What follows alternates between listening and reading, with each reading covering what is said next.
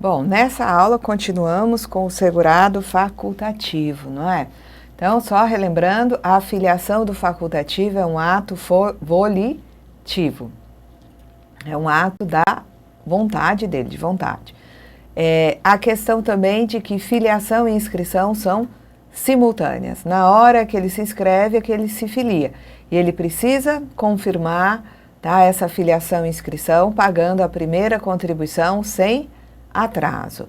Tá? Eu nunca espero que um facultativo seja também um segurado obrigatório. Tá? Eu nunca espero que um facultativo seja também um servidor público amparado por regime próprio, não é? Tá? Não existe a possibilidade de um servidor público já amparado por regime próprio querer também contribuir facultativamente. Isso é vedado pela Constituição Federal. Olhem lá de novo a aula que trata do artigo 201 da Constituição Federal. Então, vamos ver aqui o que nos diz, né? O artigo 9º. Podem se filiar como facultativos os maiores de 16 anos, mediante contribuição, desde que não esteja exercendo atividade remunerada, que os enquadre como segurados obrigatórios do regime geral ou de regime próprio. Enquadrando-se nessa categoria, olha aqui, gente, entre outros, dona de casa, síndico do condomínio desde que não remunerado, o estudante, o brasileiro que acompanha cônjuge que presta serviço no exterior, aquele que deixou de ser segurado obrigatório da Previdência Social, o membro do Conselho Tutelar de que trata o artigo 132 da Lei 8.069, né, o Estatuto da Criança e do Adolescente, não é isso?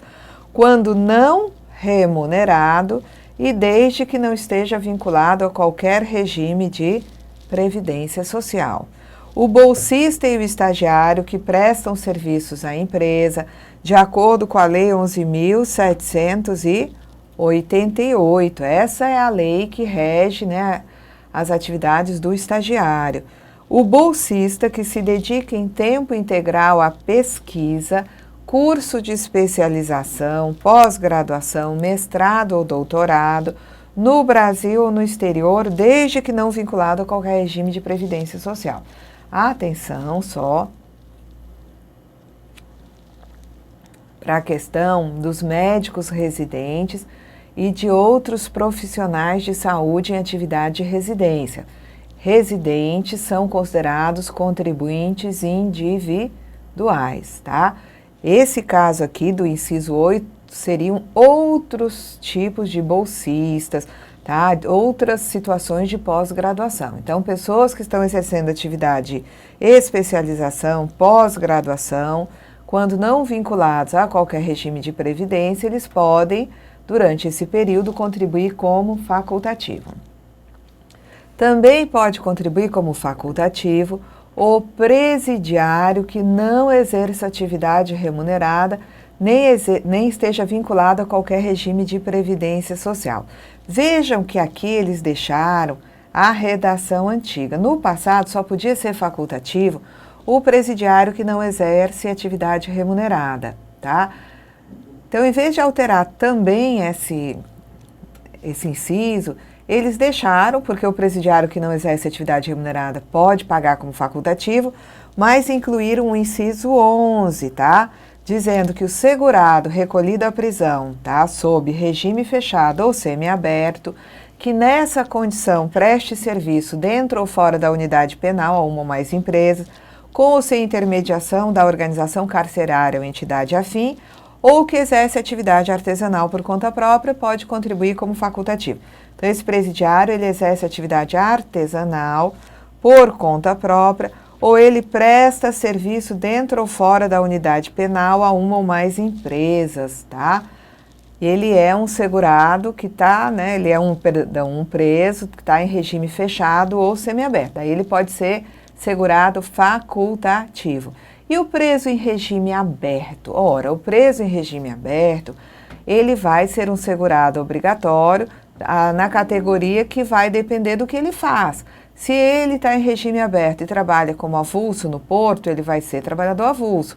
Tá? Ele trabalha como estivador lá no porto, vai ser trabalhador avulso. Se ele, né, é um segurado, ele é um preso que está em regime aberto, mas ele trabalha, tá, como balconista numa loja, ele vai ser segurado na categoria de empregado. Aí sim ele vai ser um segurado obrigatório. Então, preso em regime aberto, trabalhando, eu vou ver o que ele faz para ver em qual categoria de segurado obrigatório eu incluo, tá? Agora, um preso trabalhando por conta própria, ou por conta, né, de convênio, ou trabalhando, né, não é convênio, mas ele está trabalhando, né, numa atividade, qualquer que seja, atividade laboral remunerada, ele está em regime fechado, regime semiaberto, então, se ele quiser, ele paga como facultativo. Então, preso em regime fechado ou semiaberto, trabalhando, se quiser, paga como facultativo. Preso em regime aberto, trabalhando, vai ser segurado obrigatório, e a categoria depende do que ele faz. Basicamente é isso. Agora, brasileiro residente ou domiciliado no exterior pode contribuir como facultativo. Ele só não contribuiria como facultativo se ele estivesse, né, filiado a um regime previdenciário desse país e esse país mantivesse acordo previdenciário com o Brasil, tá bom? Também, olha, pode contribuir como segurado facultativo o beneficiário de auxílio acidente. Esse auxílio suplementar não existe mais, tá? Então, beneficiário de auxílio acidente que simultaneamente não esteja exercendo atividade que o filie obrigatoriamente ao regime geral, tá? Então, veja, um indivíduo que sofreu um acidente que provocou redução na sua capacidade de trabalho, ele vai, tá, ter direito, se ele, né, na hora que cessa o auxílio-doença, ele tem redução da capacidade de trabalho provocada pelo acidente, ele vai ter direito a receber o auxílio acidente de qualquer natureza. Esse indivíduo, ele quando está recebendo auxílio acidente, ele pode estar trabalhando também, ele voltou para o emprego dele, ele recebe o salário da empresa e o auxílio acidente da Previdência. Ora, se ele está trabalhando, ele é um segurado empregado, ele é segurado obrigatório, não pode pagar como facultativo. Agora, se ele perde o emprego e ele só fica recebendo o auxílio acidente, esse auxílio acidente é mantido até ele se aposentar, não é verdade? Então, ele perdeu o emprego e só está recebendo a Previdência o auxílio acidente, não conseguiu mais trabalho. Ele pode, enquanto está recebendo esse auxílio acidente, sem problema algum, contribuir como facultativo, tá? O segurado que recebe seguro-desemprego, tá? O segurado em período de manutenção, por exemplo, está recebendo seguro-desemprego, ou então até um indivíduo que não está mais na manutenção, mas está conseguindo receber seguro-desemprego, enfim. Aquele que recebe seguro-desemprego também pode contribuir como facultativo. Ele não pode contribuir como obrigatório, porque quando contribui como obrigatório, isso sinaliza que é alguém que está exercendo atividade remunerada. Tá bom? Então, vamos lá. O exercente de mandato eletivo no período de 1º de fevereiro de 98 a 18 de setembro de 2004 poderá optar pela filiação na qualidade de segurado facultativo, desde que não tenha exercido outra atividade que o filiasse ao regime geral ou ao regime próprio observado disposto nos artigos 94 a 104. Então, esse exercente de mandato eletivo, tá? Nós tivemos a edição de uma lei que determinou que eles passassem a condição de segurados obrigatórios. Então, se não fossem amparados por regime próprio, eles seriam segurados obrigatórios da Previdência Social na condição de segurados empregados. Essa lei, tá, cujos efeitos se iniciaram aqui em fevereiro de 98, foi mais à frente considerada inconstitucional. Então, o que acontece? Aquele exercente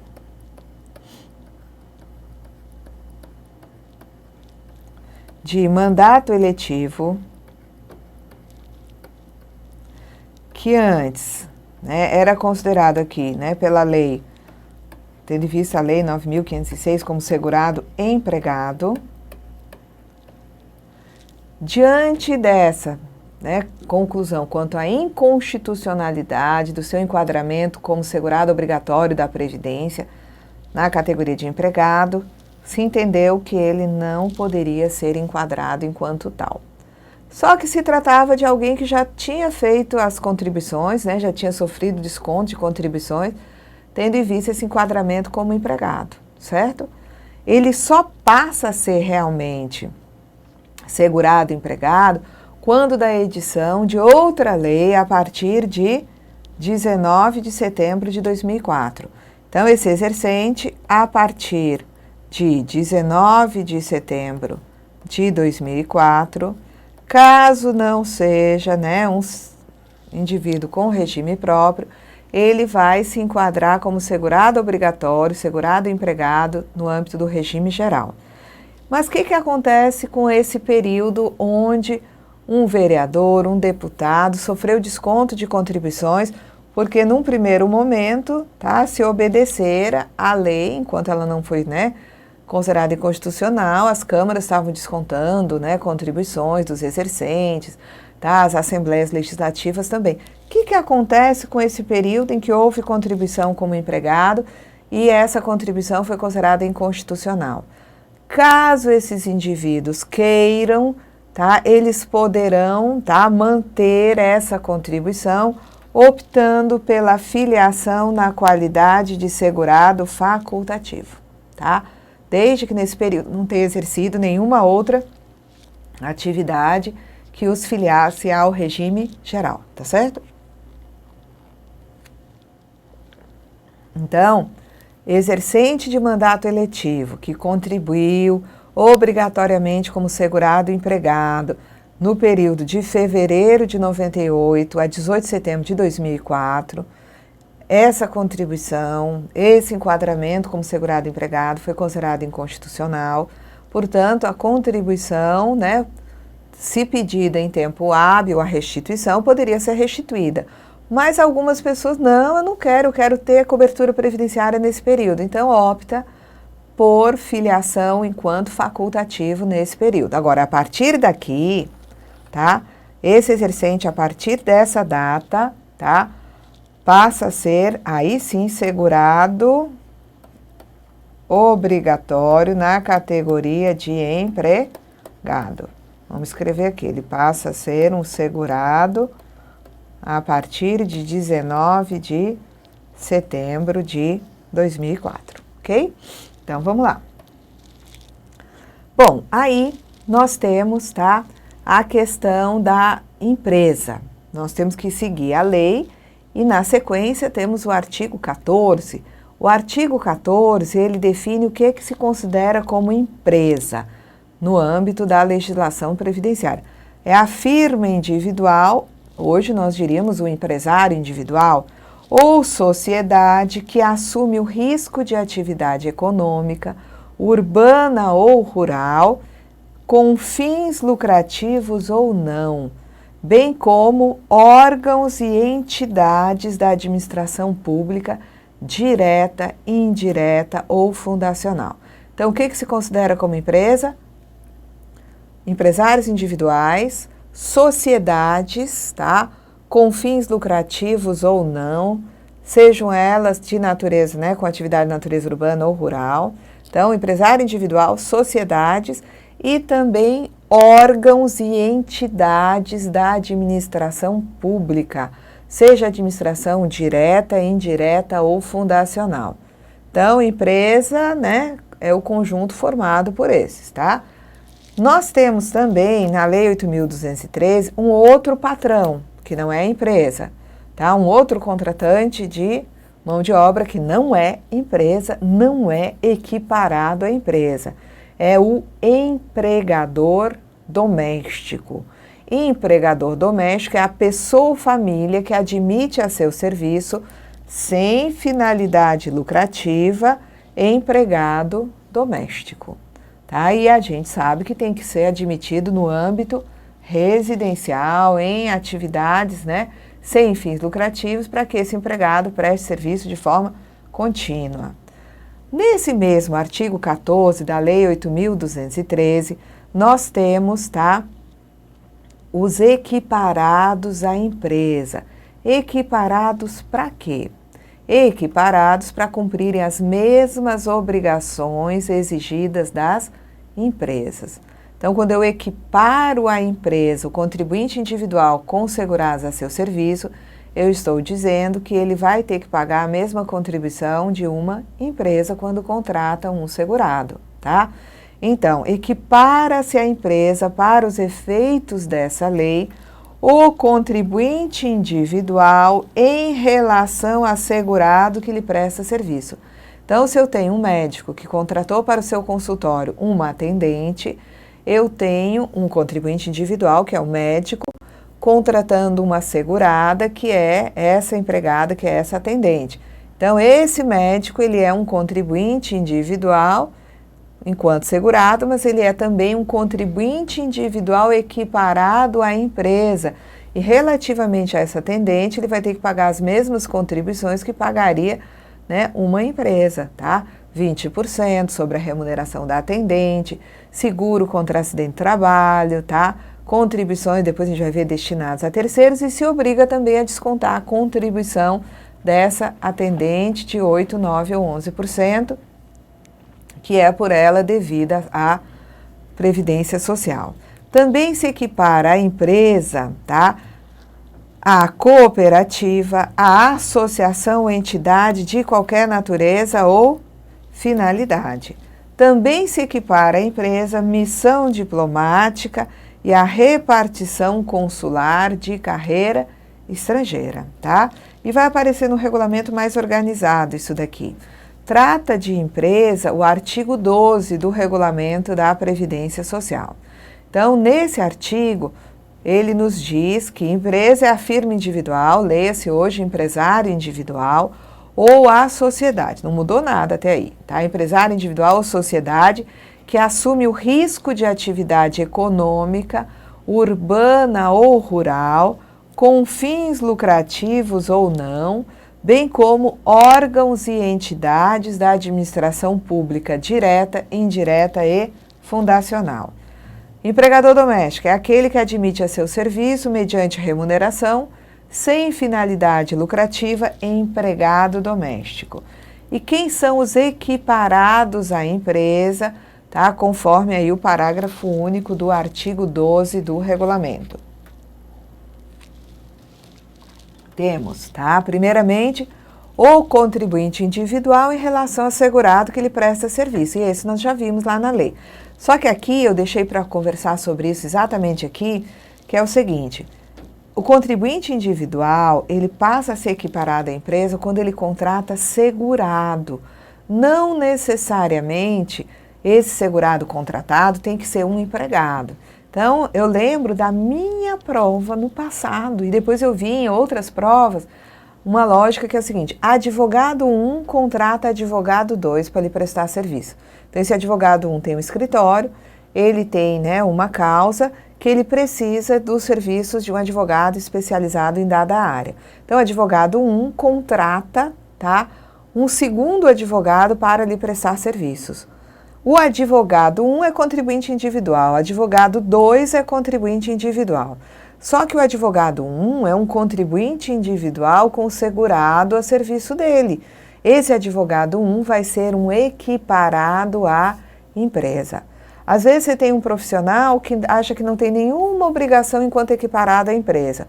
Vamos dizer que eu tenha, tá, um psicólogo que ele tem um contador por ele contratado para fazer o livro caixa, a declaração do imposto de renda. Então, o psicólogo trabalha por conta própria no seu consultório, contribuinte individual. Contador trabalha por conta própria no seu escritório, contribuinte individual. Esse psicólogo, que é um contribuinte individual enquanto segurado, ele contratou um outro segurado, mas um segurado contribuinte individual. Esse psicólogo acha que não é equiparado à empresa, mas ele é, porque ele é um contribuinte individual com um outro segurado, que é o contador, a seu serviço. Aí, para que eu equiparo um contribuinte individual à empresa? Para exigir desse contratante as mesmas contribuições que eu exigiria de uma empresa, tá? Também se equiparam às empresas, né, a empresa, A cooperativa é equiparada à empresa. A associação ou entidade de qualquer natureza ou finalidade, inclusive missão diplomática e a repartição consular de carreira estrangeiras, tá? Também considera-se como equiparado à empresa o operador portuário e o órgão gestor de mão de obra lá no porto, tá? O proprietário ou dono de obra de construção civil, quando pessoa física em relação a segurado que lhe presta serviços. Então, vamos lá. Eu tenho, tá, uma pessoa física que tem um terreno e quer construir a sua casa, ok? Então, essa pessoa física, ela vai contratar, tá, segurados para lhe prestarem serviço. Ela vai contratar um pedreiro, um mestre de obras, enfim, vai contratar pessoas que exercem atividade remunerada, portanto, ela estará contratando segurados para prestarem serviço na construção da sua obra, da sua residência lá, tá? Então, essa pessoa física, tá, que ela é, né, proprietária ou dona da obra de construção civil, certo? Proprietária porque, assim, a obra realmente é num terreno de propriedade dela, vai construir a casa dela. Poderia ser uma pessoa física que tem lá uma casa alugada, mas contrata mão de obra para fazer uma benfeitoria, uma reforma, tá? Essa pessoa física, ela não é a proprietária do imóvel, mas é a dona daquela obra. Então, vamos voltar para a nossa historinha. Uma pessoa física quer construir a sua casa no terreno, tá? De sua propriedade, então seria proprietária da obra, tá? E essa pessoa contratou segurados que vão lhe prestar serviços. Essa pessoa física, que é proprietária dessa obra, ela é equiparada à empresa. Equiparada por quê? Porque ela vai pagar as contribuições que pagaria uma construtora quando contratasse mão de obra. Essa pessoa física vai pagar a contribuição de 20% sobre a remuneração dos trabalhadores, vai pagar a contribuição, né, a título de seguro contra acidente de trabalho, vai pagar a contribuição destinada a terceiros, vai ter que reter a contribuição dos trabalhadores e recolher essa contribuição aos cofres da Previdência. Aí você deve dizer, mas isso não acontece. Eu nunca vi alguém construir e ficar pagando a guia da Previdência, tá? Acontece, deve acontecer, e se não acontecer oportunamente no momento da construção, vai ter que acontecer depois. Sabe por que vai ter que acontecer? Porque essa pessoa, quando termina a obra, ali só tinha no cartório um terreno. E essa pessoa vai querer averbar a construção. Tá? Ela construiu uma casa, ela tem filhos, quer deixar tudo formalizado para depois não ter problema, né, para os herdeiros. Ela quer, se um dia, né, tiver de vender, ela quer que tenha uma casa, é obrigado a fazer isso, é obrigado a fazer a regularização dessa construção. Então, vejam, quando essa pessoa foi construir, ela tirou um alvará na prefeitura. E a prefeitura conta isso para a Receita Federal, porque a prefeitura tem uma obrigação de fazer, que é informar todos os alvarás e habites por ela emitidos. Então, todo mês sai, né, uma comunicação da prefeitura para a Receita Federal do Brasil, dizendo que ali foi construído tal imóvel tal, no endereço tal, de propriedade fulano de tal. Então, número 1, a Receita sabe. E aí o sistema, quando recebe aquela notícia, vai gerar, tá, uma notificação para a empresa comparecer para regularizar aquela obra, tá? Agora, se não, mas eu construí sem alvará. Está construindo irregular? Pois é. Se for averbar, o cartório vai pedir, na hora da averbação dessa obra, uma certidão negativa de débito. Porque onde tem construção, tá, tem mão de obra remunerada, onde tem mão de obra remunerada, tem segurado, tem contribuição a ser recolhida. Então, quando o cartório exige a certidão negativa de débito, o proprietário dessa obra vai ser encaminhado para a Receita. Ele vai ter que ir na Receita tirar a certidão negativa de débito para poder, né, averbar a construção no cartório. Então, nesse momento em que o indivíduo chega na Receita, ele toma um susto, porque ele descobre que ele vai ter que pagar contribuições que são contribuições, tá, onde ele é tratado como equiparado à empresa, Tá? Vai se fazer o cálculo da mão de obra mediante um procedimento de aferição com base no custo unitário básico. A gente vai ver isso quando estiver falando da Lei 8.212. Então, se calcula a mão de obra, ou seja, se calcula a remuneração das pessoas que trabalharam naquela obra. E em cima dessa remuneração se calcula 20%, seguro contra acidente de trabalho, contribuições de terceiros, a parte dos segurados, que o proprietário da obra devia ter descontado. E aí a pessoa, para conseguir emitir sua certidão, vai ter que pagar todas essas contribuições. Então, por que se exigiu dessas pessoas contribuição de 20%, SAT, não sei o quê? Porque aí nós estamos tratando aquele proprietário de obra pessoa física como equiparado a uma empresa. E ele vai ter que liquidar todas essas contribuições, tá? Ou fazer um parcelamento, o que for, para levar para o cartório uma certidão negativa de débito, ou então uma certidão positiva de débito com efeitos de negativo em caso de suspensão de exigibilidade, porque ele parcelou a sua dívida, ok?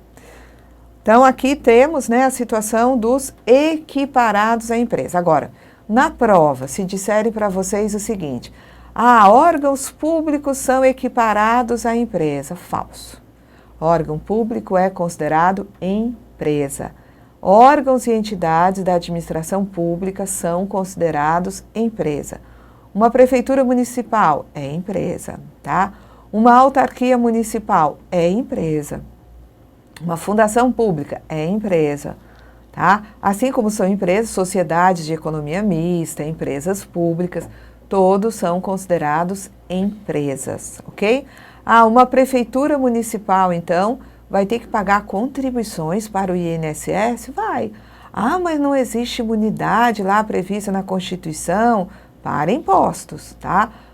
Contribuições, são tributos, mas não são impostos. Então, uma prefeitura vai ter que pagar uma contribuição de 20%, seguro contra acidente de trabalho, tá? Enquanto, contribuições devidas à Previdência, vai sim, porque prefeitura é considerada equiparada à empresa, tá?